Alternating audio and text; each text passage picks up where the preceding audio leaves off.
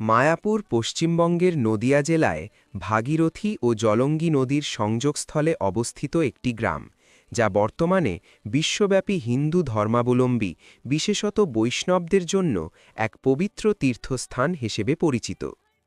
১৪৮৬ খ্রিস্টাব্দে এই অঞ্চলেই শ্রীচৈতন্য মহাপ্রভু জন্মগ্রহণ করেন।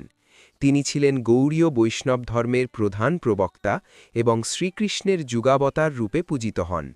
তিনি ভক্তি বা প্রেমময় সেবা এবং হরে কৃষ্ণ মহামন্ত্রের সম্মিলিত জপ বা সংকীর্তনের মাধ্যমে আধ্যাত্মিক জাগরণ এনেছিলেন।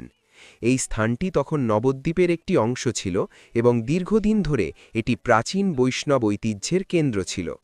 বহু বছর ধরে এই স্থানটি সেভাবে পরিচিত না থাকলেও ঊনবিংশ শতাব্দীর শেষ দিকে শ্রীচৈতন্য অনুগামী ভক্তিবিনোদ ঠাকুর এই স্থানটিকে শ্রীচৈতন্যের জন্মস্থান হিসেবে চিহ্নিত করেন এবং এখানে যোগপীঠ মন্দির স্থাপন করেন। সেই সময় এই অঞ্চলের নাম ছিল মিয়াপুর। ১৯৬৬ সালে তার ঐশ্বরিক কৃপাময় অভয়া চরণারবিন্দ ভক্তি বেদান্ত স্বামী শ্রীল প্রভুপাদ আন্তর্জাতিক কৃষ্ণ ভাবনামৃত সংঘ বা ইসকন প্রতিষ্ঠা করেন আমেরিকায়। ১৯৭০-এর দশকে শ্রীল প্রভুপাদ এই স্থানে আন্তর্জাতিক সদর দপ্তর স্থাপন করেন। এর ফলেই মায়াপুর বিশ্বজুড়ে পরিচিতি লাভ করে।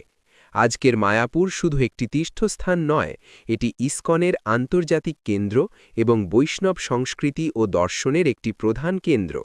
প্রতি বছর লক্ষ লক্ষ দেশি বিদেশি পর্যটক ও তীর্থযাত্রী এখানে ভিড় করেন। সবাই জানাবেন ভিডিওটি কেমন লাগলো এবং এই রকম ভিডিও পেতে চ্যানেলে ফলো রাখবেন।